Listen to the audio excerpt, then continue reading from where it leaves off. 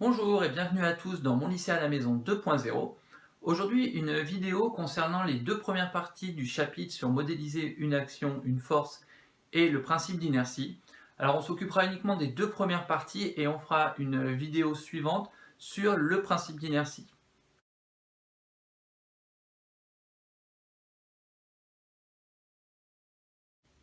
Alors la première partie concerne les interactions et les forces et la première sous-partie des diagrammes objet-interaction. Alors les diagrammes objet-interaction, c'est quelque chose que vous avez déjà vu au collège. On va reprendre un exemple. Ici, j'ai tout simplement schématisé un livre posé sur une table. Et nous, ce qui va nous intéresser, c'est le livre. On va s'occuper du livre comme objet d'étude. Donc ça va être vraiment le cœur de notre réflexion. Donc si c'est le cœur de notre réflexion, si c'est ce qui va nous intéresser à observer et à étudier, on va le mettre au centre. C'est-à-dire que je vais d'abord créer une bulle centrale dans laquelle je vais mettre mon système d'étude. Ici, le livre. Donc mon système étudié. Donc je vous rappelle qu'un système, c'est l'objet de notre étude. Alors ça peut être un système avec un seul objet, ou ça peut être un groupe d'objets qui sont liés, non indépendants l'un de l'autre, vraiment ensemble. Donc ici, je vais mettre le livre. Donc voilà le cœur de mon diagramme objet-interaction. Et il va falloir que je trouve tous les autres systèmes, tous les autres objets, tous les autres corps physiques qui sont en interaction avec ce livre. Donc c'est ça qui va être le plus dur en général. Mon livre, il est comment ici? Il est posé sur une table. Bon, il est sur Terre, on est dans l'environnement terrestre. Donc ce livre, déjà, il y a un petit truc qu'on ne voit pas toujours, il est lié avec la Terre. Il est attiré par la Terre, ça c'est avec la gravitation, avec le poids. Donc il y a un lien entre ce livre et la Terre, un lien d'attraction. Donc il faut quelque part je mette la Terre. Donc ce que je vais faire, tiens, je vais le mettre là. On va mettre la Terre. Et il y a un lien entre ces deux-là. On va le dessiner après.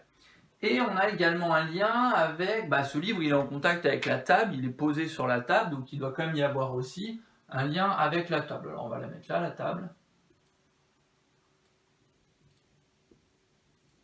Alors il n'y a aucune espèce d'importance sur la présentation en haut, en bas, effectivement. Moi j'ai mis la table au-dessus du livre, on s'en fiche, c'est vraiment pas l'intérêt ici.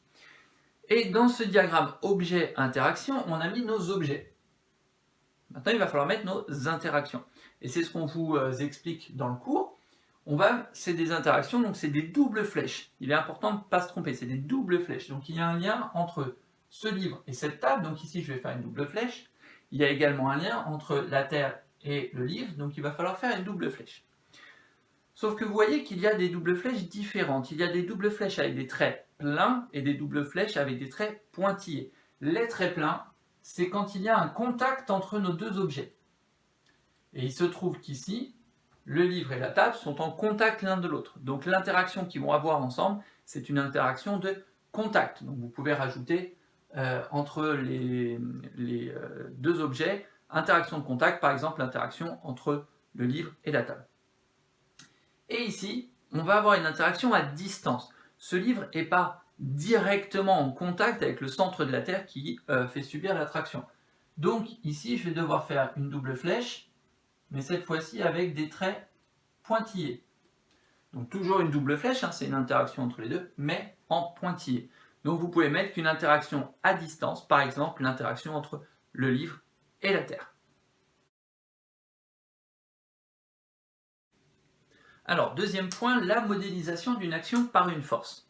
Alors on vient de voir que deux systèmes peuvent être en interaction. Donc, par exemple, tout à l'heure, c'était le livre et la table, ou le livre et la Terre. Ici, on vous dit qu'on a un système A qui est en interaction avec un système B. Donc on va prendre comme exemple, c'est le dessin que vous avez, une raquette et une balle de tennis. Donc deux systèmes, nous on s'intéresse à la balle de tennis, ce sera notre système étudié, et la raquette est forcément en contact avec la balle de tennis au moment de frapper, donc il y a bien une interaction entre les deux. Donc lorsqu'un système A est en interaction avec un système B, ce système A subit une action. Donc là, on n'est plus en train de parler d'interaction. Interaction, c'est quand on s'occupe des deux systèmes en même temps. Là, on va s'occuper d'un système, donc on va finalement s'occuper que d'un seul côté de notre flèche. Vous vous rappelez les doubles flèches tout à l'heure? Donc on n'est plus en interaction, on est en action. Donc lorsque le système A subit une action, donc par exemple lorsque la balle subit l'action de la raquette, de la part du système B.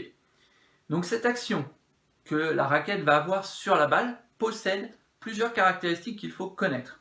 Donc l'action a comme caractéristique une direction. Alors une direction, attention, ça n'a rien à voir avec le mot vocabulaire qu'on utilise dans le langage courant, c'est pas par où on va. La direction, ça vient de droite, direct, donc il y a une direction. Donc cette direction, ce sera toujours une droite. Donc on va mettre entre parenthèses droite. Il ne faut vraiment pas se tromper et confondre la direction avec ce que je vais dire juste après, c'est-à-dire un sens. Parce qu'une fois qu'on a dit qu'il y avait une droite, on ne sait pas de quel côté on part. Et donc justement, on a besoin de définir le sens. Une fois qu'on a dit que mon action a une direction, ben, c'est une grande droite, d'accord? Ça peut partir vers la droite, vers la gauche, en haut, en bas, on ne sait pas. Donc on a besoin de connaître aussi le sens. Et on a besoin de connaître, on va dire en mathématiques, la valeur de cette force. Est-ce que c'est une grande action, une petite action, etc. Et ça, on va utiliser le mot norme. Une norme, donc je vous mets entre parenthèses, une valeur. Mais le vrai mot, c'est norme. Donc voilà les caractéristiques d'une action. Donc une action possède une direction, un sens et une norme. Ça, c'est important de le connaître. Et on vous dit, on peut donc la représenter par un... en mathématiques, il y a quelque chose qui possède une direction, un sens et une norme, c'est ce qu'on appelle un vecteur. Donc tout ça, toute cette action, on peut la représenter par un vecteur. C'est un outil mathématique, le vecteur, qu'on va appeler ici, force.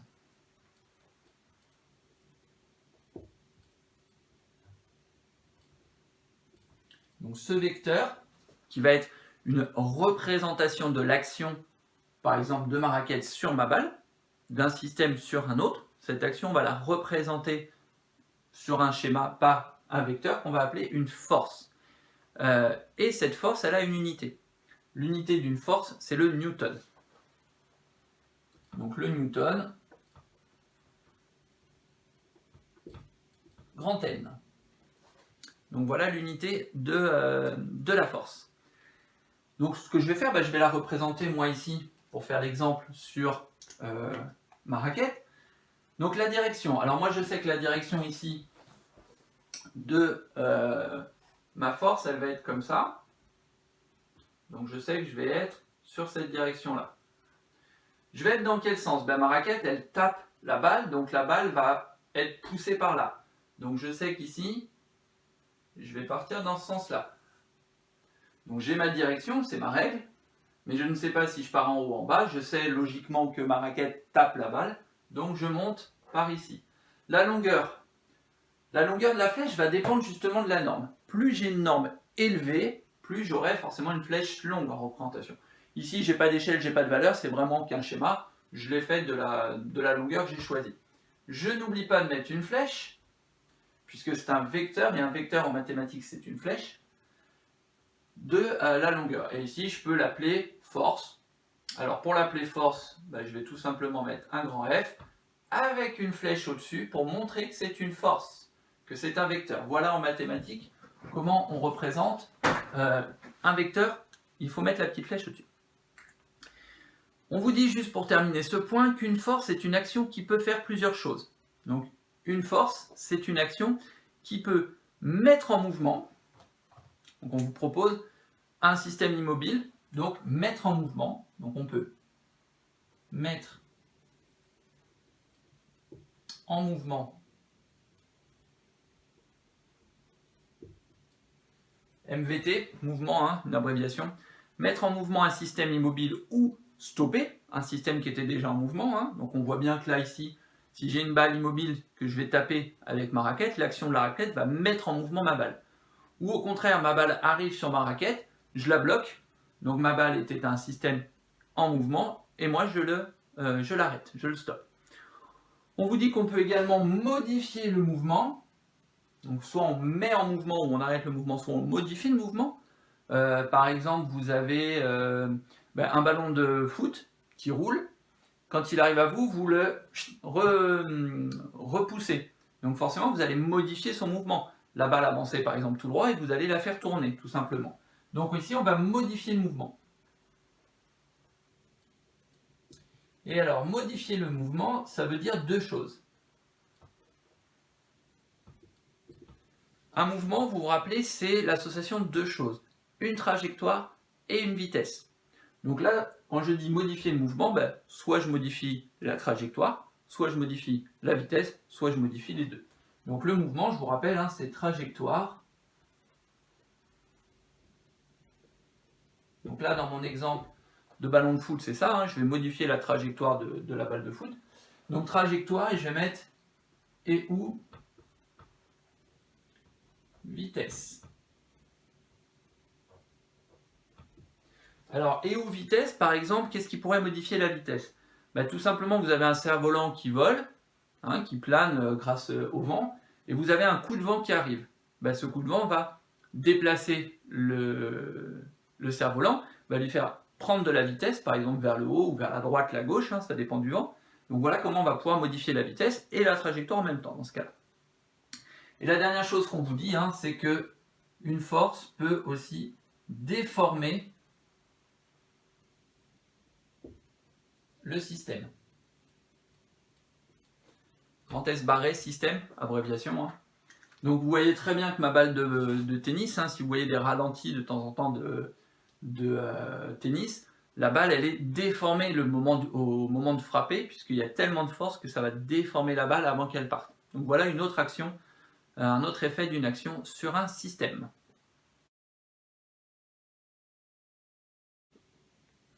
Alors le troisième point sur le principe des actions réciproques. Si vous vous rappelez, dans le premier point, on avait parlé de diagramme objet-interaction. Dans le deuxième point, on a parlé d'action, qui permettait de définir une force, un vecteur, etc. Et on va mixer un petit peu les deux. Dans ce petit point, on va essayer de voir le principe de pourquoi il y a un moment où on parle d'interaction entre deux systèmes et un moment où on parle d'action, d'un système sur un autre. Donc ici, on vous dit lorsque deux systèmes A et B sont en interaction, donc on va avoir besoin de deux systèmes étudiés, on a le système A qui exerce une force sur le système B. Donc par exemple, un pied qui tape dans un ballon va bien exercer une force sur ce ballon. Le vent qui pousse un cerf-volant va bien exercer une force sur ce cerf-volant. Donc cette force, par exemple, d'un système A sur un système B, on va l'écrire comme ceci. Donc c'est une force, donc, logiquement on va prendre grand F. Rappelez-vous que comme c'est une force, c'est un vecteur mathématique, il faut mettre une flèche. Et on va mettre ici en indice des informations.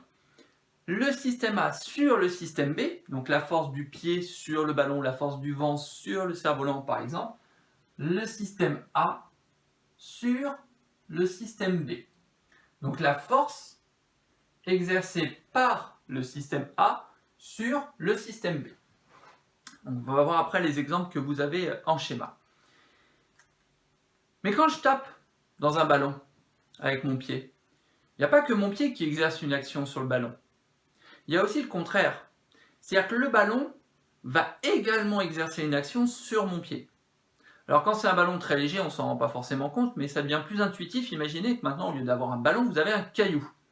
Un gros caillou de la taille d'un ballon qui pèse 15 kg. Vous tapez dedans, vous allez vous rendre compte que le caillou exerce une force sur votre pied, ça vous fait mal. Donc il y a bien quelque chose qui se passe du caillou vers le pied. Et c'est ça le principe des actions réciproques.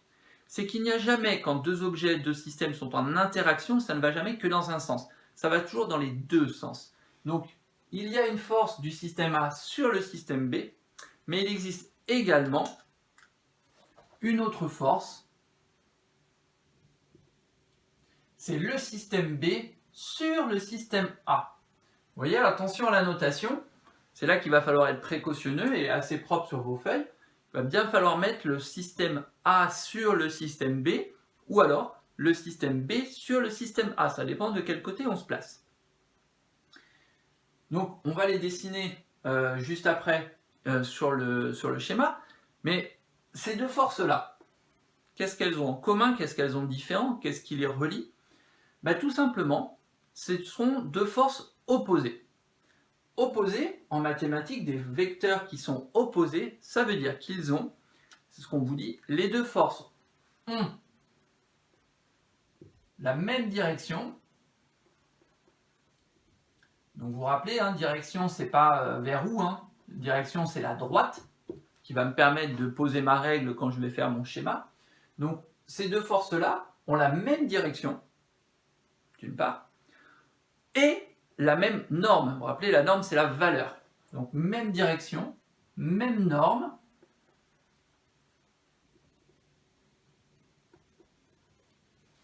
C'est là que c'est un peu plus contre-intuitif. La force que vous mettez en tapant dans votre ballon, le ballon met exactement la même force sur votre pied.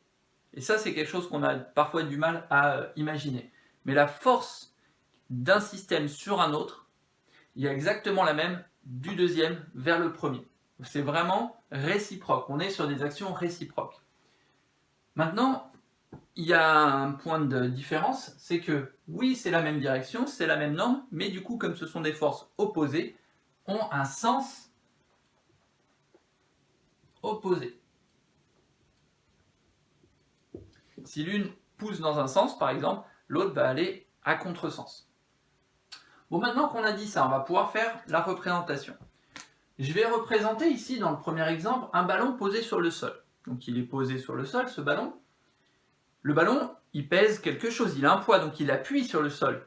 Si vous posez, au lieu du sol, vous mettez sur un trampoline et au lieu d'un ballon, une boule de bowling, vous allez bien voir que la boule de bowling appuie sur la toile de trampoline, même la déforme. Donc vous voyez bien que le ballon appuie sur le sol. Donc il faut que je dessine déjà une force, c'est celle du ballon sur le sol. Donc le ballon, il appuie verticalement, donc il va falloir que je mette ma règle verticale ici. Dans quel sens? Le ballon, il appuie vers le bas. Donc la force du ballon, elle va être vers le bas. Alors la longueur, comme d'habitude, j'ai pas de valeur, donc je vais juste choisir ici une longueur de mon choix. Donc ça, c'est la force du ballon, donc c'est le système A, sur le sol, système B. Donc si vous avez bien compris ce que j'ai dit ici, maintenant que j'ai fait celle-là, en rouge, il faut que je fasse l'autre. Je vais la faire en bleu. La deuxième flèche qui représente la deuxième force aura la même direction, donc il faut que je remette ma règle verticale. La même norme, c'est-à-dire la même longueur, donc là il va falloir que je refasse une flèche de la même taille, mais un sens opposé, c'est-à-dire qu'elle va être vers le haut. Tout simplement, l'action du sol sur le ballon va avoir même direction, même longueur. Là, on doit être pas mal. Mais cette fois-ci, vers le haut, tout simplement. Et en bleu, ici, j'ai fait la force du sol, donc le système B, sur le système A. Et vous regardez, vous voyez bien que ces deux forces se compensent, s'annulent. C'est exactement la même au sens près. C'est pour ça qu'on appelle le principe des actions réciproques. Donc tout simplement, vous avez également l'exemple de la Terre et de la Lune. Donc la Terre attire la Lune vers elle, c'est l'attraction, mais la Lune attire aussi la Terre vers elle. C'est ça qui est pareil, quelque chose qu'on n'a pas l'habitude de se représenter. Et là, attention, ce seront des interactions à distance. Donc là, on était en contact, hein, le sol et le ballon étaient bien en contact, donc les deux flèches partaient du même endroit. Ici, évidemment, on ne va pas pouvoir avoir un contact entre la Terre et la Lune. Donc si je prends ma Terre qui attire la Lune va être attirée vers la Terre. Donc la direction, ça va être du centre. Alors nous, on va s'occuper du centre. Hein. On va modéliser comme si la Lune et la Terre étaient juste un petit point mathématique. Donc, comme ça.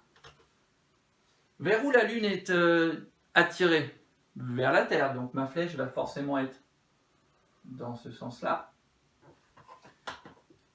Encore une fois, d'une longueur que j'ai choisie, j'ai pas de valeur, j'ai pas d'échelle. Donc ici, c'est la force de la Terre, système A, sur la Lune, système B. On voit bien que la Terre attire la Lune vers elle. Et donc, en toute logique, pour faire l'action réciproque, il suffit que je me mette au centre de la Terre, ici, et que je dise que la Lune attire la Terre vers elle. Donc toujours la même direction, toujours la même longueur, mais un sens opposé. Donc quelque chose comme ça. Donc ici, j'ai la force de la Lune, que j'ai appelée système B, sur la Terre, système A. Et je n'oublie pas de mettre une flèche sur mon F, puisque j'ai représenté une force. Voilà pour les principes d'action réciproque.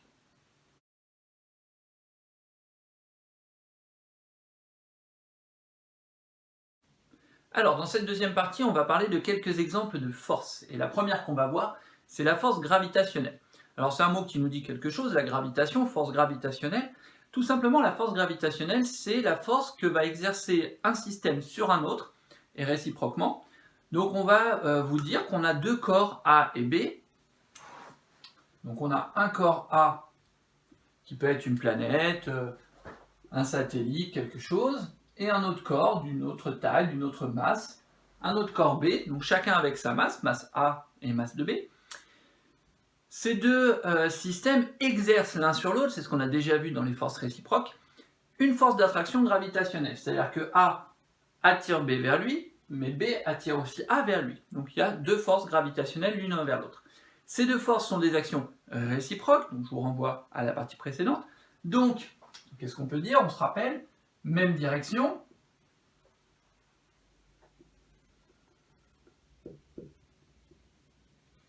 même norme. Vous vous rappelez la norme d'un vecteur? La norme, c'est la valeur, et sens opposé. Hein, on aura deux flèches qui vont dans un sens opposé. Ça, c'est les caractéristiques des forces réciproques. La valeur de chacune de ces forces peut se calculer à partir d'une expression. Alors, la force gravitationnelle, c'est une formule qu'il faut connaître, qu'on va utiliser quand on va regarder un satellite autour de la Terre, qu'on va regarder la Lune, donc un satellite naturel ou un satellite artificiel, quand on va regarder le mouvement de la Terre par rapport au Soleil ou de n'importe quels astres, deux par deux. Donc, cette formule, donc la force. Ici, je ne vais pas mettre de flèche parce que je ne m'occupe pas de la force de sa représentation en vecteur, mais de sa valeur.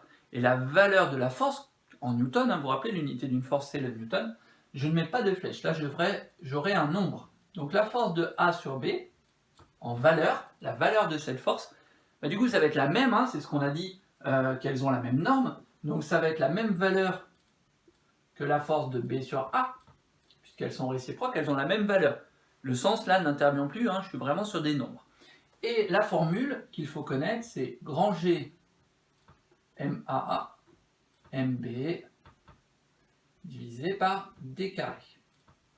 Alors, qu'est-ce que c'est que cette formule? Alors, cette formule, elle fait intervenir plusieurs paramètres.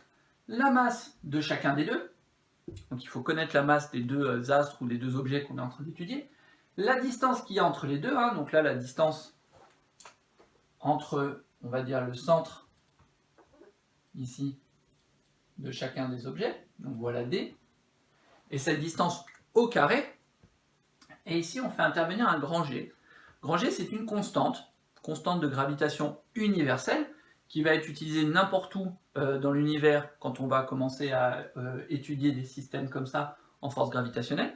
Donc cette valeur, elle vous est donnée, hein, 6,67, vous n'êtes pas du tout obligé de la connaître par cœur. Ce qu'il faut juste savoir, c'est que cette constante, elle est donnée en newton par mètre carré, par kilogramme carré, mètre carré. Ça veut dire que il faut que la masse, ici, on vous dit M, A et MB. On avait pour la chimie, par exemple, l'habitude de prendre des grammes ou quoi. Donc là, effectivement, il va falloir le faire en kilogrammes. Et la distance D, elle sera en mètres. Alors effectivement, en mètres dans l'univers, hein, ça peut paraître un petit peu bizarre, mais il faudra bien penser à mettre la distance en mètres. Donc si vous avez des kilomètres, transférez-les en mètres, convertissez-les, des années-lumière ou des choses comme ça également. Voilà pour la force gravitationnelle. Alors deuxième exemple de force que l'on va détailler ici, le poids. Alors le poids, ça fait suite directement à la force gravitationnelle parce que le poids, c'est tout simplement un un exemple, on va dire, de force gravitationnelle. On va considérer un système de masse m, donc petit système, on va dire, qui va être au voisinage d'un astre. Donc on a typiquement la Terre et un objet qui est proche de la Terre, sur le sol ou en proche altitude. Donc ce système va être soumis à la force gravitationnelle de l'astre, ce qu'on a déjà vu tout à l'heure. Donc il va être soumis à la force gravitationnelle. Donc je vais pouvoir écrire la formule de la force gravitationnelle. Donc la force que, par exemple, on va prendre la Terre, a sur un système, donc on va prendre un petit système, ça peut être une voiture, une pomme, ça peut être la Lune, ça peut être ce que vous voulez. Donc la force de la Terre sur ce système, on doit l'écrire normalement, G, M de la Terre, M de notre système, est divisé par la distance au carré entre la Terre et cet objet. Ce que je vois ici, c'est que mon petit m, ça va dépendre de mon système, que je suis en train d'étudier, hein, une pomme, une voiture, nous, un livre, ce que vous voulez. Par contre, g, c'est une constante, la masse de la Terre, c'est une constante, et la distance entre la Terre et mon objet, si je suis au niveau du sol, par exemple, bah, cette distance entre, on va dire, le centre de la Terre et l'écorce terrestre, elle est relativement constante. Ça va changer un petit peu avec l'altitude, mais pas énorme. Ça veut dire que toute cette partie-là, là, est constante. Donc je vais le réécrire autrement. Le petit m, je vais le mettre tout seul. Et ici, je vais écrire grand G, masse de la Terre, sur d au carré. Et comme tout ça, c'est constant, c'est composé que de constantes, ben je vais lui donner un autre nom. Tout ce truc-là, là, toute cette fraction, on va l'appeler petit g. C'est une constante. Donc je vais pouvoir écrire tout simplement m g. Attention, petit g cette fois. Le petit g va être, on va dire, l'exemple du grand G pour la Terre. Donc attention, ne confondez pas le grand G qui est la constante de gravitation universelle qu'on peut utiliser dans n'importe quel cas de l'univers et le petit g qu'on va utiliser sur Terre. Donc c'est pour ça que vous avez dans votre cours F égale mg. F égale mg. On va le réécrire ici.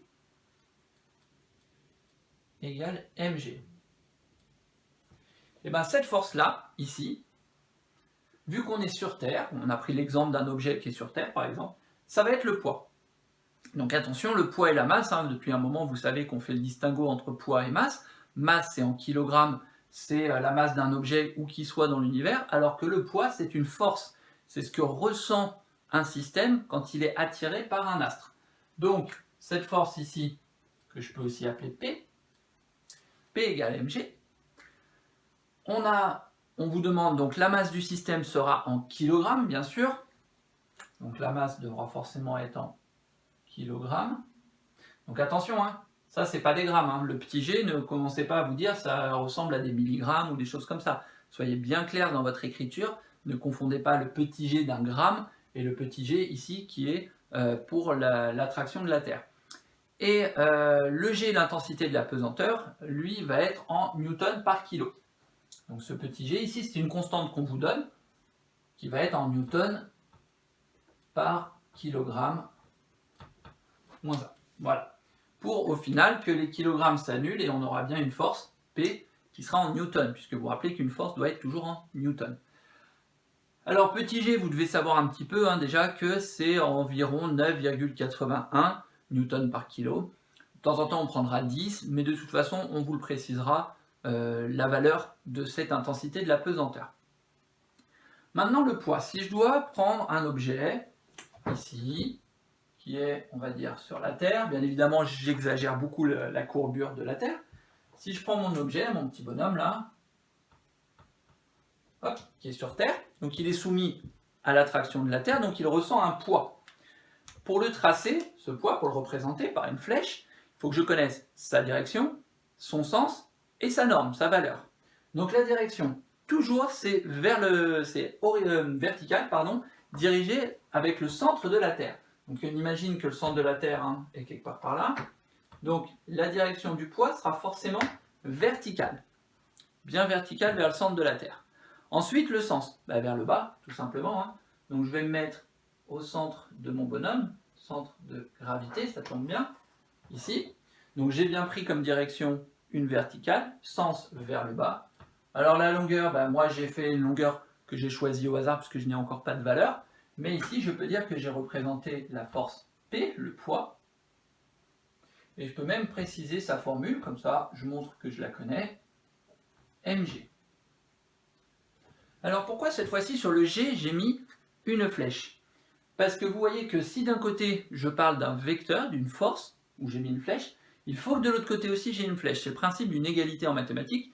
Soit vous avez des valeurs partout, aucune flèche, soit vous avez des flèches d'un côté, donc il faut qu'il y ait des flèches de l'autre. Et là je ne parle pas des valeurs, là je parle des vecteurs, des flèches qui m'ont permis de représenter les forces. Donc attention, si vous mettez une flèche d'un côté, ça veut dire que vous parlez des vecteurs en mathématiques, donc il faut qu'il y en ait de l'autre côté. Si vous voulez faire des calculs de valeurs, dans ce cas-là, vous enlevez les flèches et vous n'êtes qu'avec des formules comme d'habitude. Voilà pour le poids. Alors, troisième exemple de force que nous allons voir, la force exercée par un support. Alors, une force exercée par un support sur un système, qu'on va aussi appeler la réaction, donc on va l'appeler réaction R. Alors pourquoi R comme réaction? Tout simplement parce qu'on ne peut pas mettre des F partout, parce qu'au bout d'un moment on va se tromper. Donc pour le poids, vous avez vu qu'on met P majuscule. Là, pour la réaction du support, on va mettre un grand R. C'est la force de contact que va exercer un support sur un objet, un autre système qui va être posé dessus. D'accord? C'est ça le support. Vous vous rappelez, tout à l'heure, on avait vu qu'il y avait le principe des actions réciproques. Donc quand je pose un ballon sur le sol, le ballon il a un poids. Maintenant qu'on a vu ce que c'est que le poids, le ballon a un poids puisqu'il est attiré par la Terre. S'il a un poids qu'il a, lorsqu'il va être posé sur le sol, ce poids va appuyer sur le sol. Pourquoi le sol ne s'effondre pas? Pourquoi le sol n'est pas poussé par le ballon, puisque le ballon a un poids qui pousse? Tout simplement parce que le sol, lui, va réagir. Il va avoir une réaction, une résistance. Parfois, vous aurez aussi des forces de résistance. Ça dépendra des exercices. Et donc le sol, s'il est suffisamment rigide, alors bien évidemment, si on a une toile de trampoline, comme on en a déjà parlé, la toile va commencer par se déformer avant de trouver une stabilité. Mais si on a un sol qu'on va considérer une table ou un sol en béton, ce sol va s'opposer à la force du poids de notre objet. Donc voilà, ici, donc, quand on reprend l'exemple de tout à l'heure, on voit bien qu'on a les deux forces qui se compensent. On vous dit pour un système immobile ou un mouvement sans frottement sur le support, alors attention, les mouvements sans frottement sur le support, c'est par exemple ce que vous allez avoir sur une table à coussin d'air. Vous avez une table avec une petite couche d'air qui est envoyée, de façon à ce qu'un palais qui glisse dessus glisse sans frottement. Alors c'est quelque chose d'artificiel, dans la vie, un déplacement sans frottement c'est ultra rare, donc c'est une vue de l'esprit. Donc cette force, donc la force de réaction, a une direction. Comment? Alors cette direction, elle est simple, elle est perpendiculaire au support. Vous voyez que mon support ici, il est horizontal. La force de réaction bleue, là, ici, qui est celle du sol sur mon ballon, elle est perpendiculaire. Ici, je peux mettre un petit angle droit. Alors je vous ai fait un autre exemple ici, qui n'est pas sur votre feuille. Un skieur qui glisse, alors on va considérer qu'il glisse sans frottement, entre le ski et la neige, il n'y a pas de frottement, il n'y a pas de souci. Donc, et je vais étudier le ski justement. Ce ski, le skieur, etc. Tout ça, ça a un poids vers le bas, donc je pourrais représenter son poids. Mais le support, lui, comment il se comporte? Il va vouloir s'opposer à ce que le skieur rentre dans la neige. Si c'est de la neige toute poudreuse, il y aura une très très faible force de support, donc le skieur va s'enfoncer dedans. Mais imaginons de la neige bien damée, bien propre, bien dure. Le skieur ne s'enfonce pas dedans. S'il ne s'enfonce pas dedans, ça veut dire que le support, en quelque sorte, le repousse. Et cette force, attention, alors on va le faire rapidement. Si je fais le poids de mon skieur, vertical, dirigé vers le bas, voilà, ça c'est le poids du skieur. Vous allez me dire, le support, il n'a qu'à faire la même chose dans l'autre sens. Eh ben non, parce que là, ça ne sera pas perpendiculaire au support. On a dit, c'est ce qu'on vous dit ici, que la force de réaction du support est perpendiculaire au support. Comme mon support est en pente, il faut que je prenne une équerre, et j'aurai ici une force de réaction ici, à peu près au milieu des skis, comme ceci, perpendiculaire, là je vais mettre un petit angle droit, au support. D'accord? Donc c'est ça le petit piège, il faut ne pas se dire toujours la réaction elle est opposée au poids, c'est bon, terminé. Non, non, la réaction elle est perpendiculaire, sa direction, au support. Et elle est orientée donc du support, bien évidemment, vers le système. Comme si ça repoussait le système pour l'empêcher de rentrer dans le support. C'est pour ça que je l'ai orienté évidemment vers le haut et non pas vers le bas. Donc on va réécrire ça. Donc la direction, donc R, direction perpendiculaire au support.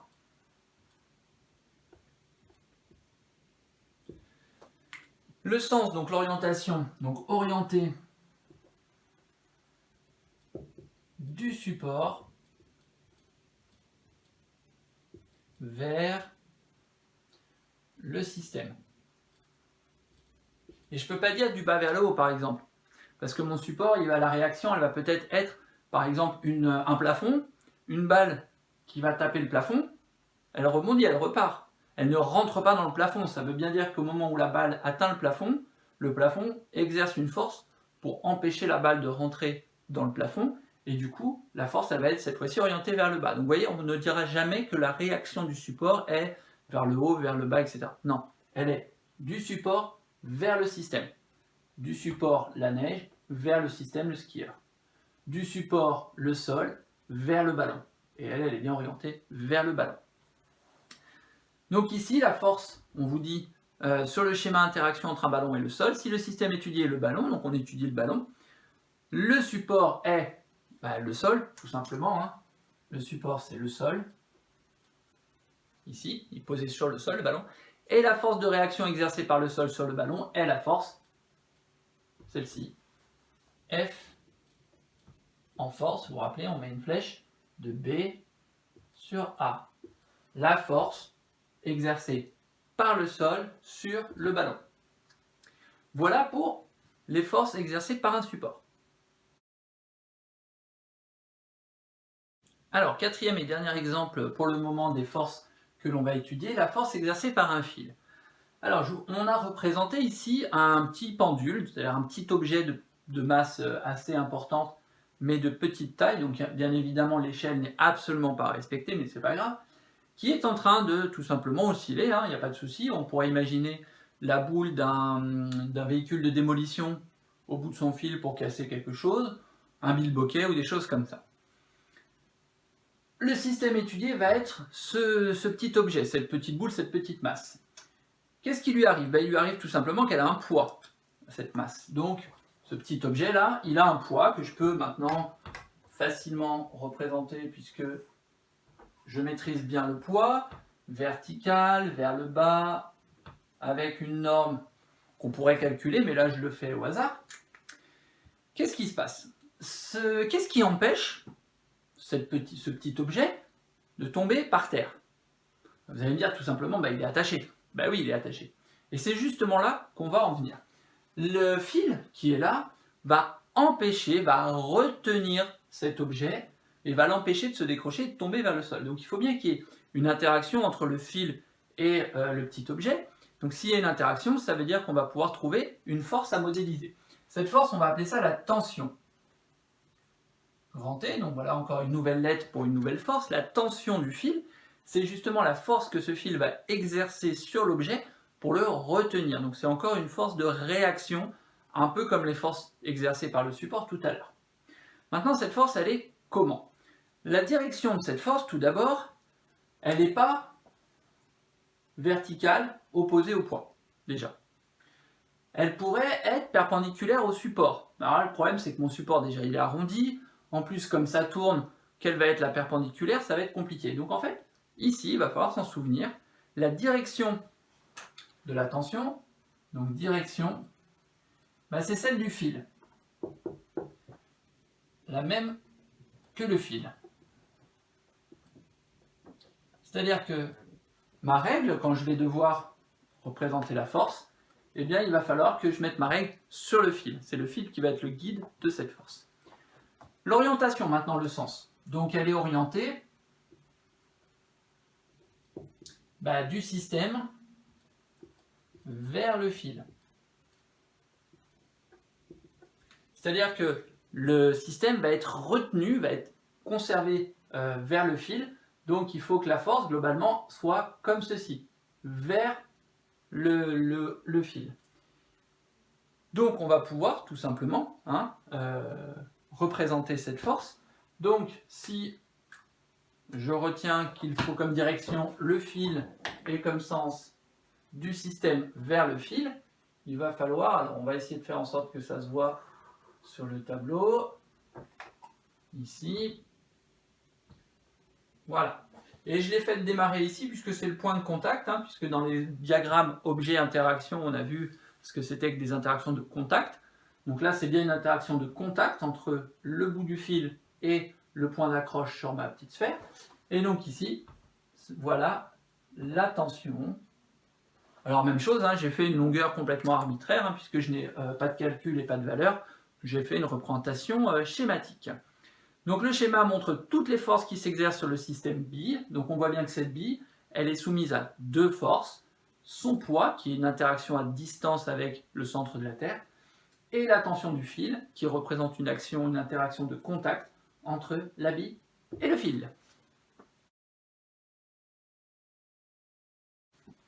Donc en conclusion pour cette première partie du chapitre, je rappelle que la partie 3, principe d'inertie, fera l'objet d'une prochaine vidéo. À retenir de plus important dans ce chapitre. Une force F avec sa petite flèche, rappelez-vous que c'est un vecteur, c'est composé d'une direction, d'un sens et d'une norme en newton grand N. Voilà l'unité des forces. On a retenu que le poids grand P égale M petit g. Moi je l'écris ici en vecteur pour montrer que ce sont des forces, mais on peut aussi également l'écrire avec uniquement les valeurs. Ici, la gravitation universelle, c'est une formule à retenir. La force d'un astre sur un autre, c'est la même dans l'autre sens, c'est-à-dire que chaque astre attire de la même façon le deuxième astre, dépend de la constante de gravitation universelle grand G, multipliée par les masses des deux astres, divisée par leur distance au carré, en mètres, en kilogrammes. Et enfin, les actions réciproques. La force qu'exerce un système A sur un système B est exactement l'opposé, c'est pour ça qu'il y a un petit moins, de la force qu'exerce B sur A. Vous vous rappelez les deux flèches qui sont opposées, l'exemple du ballon par exemple. Voilà pour l'essentiel sur ce chapitre.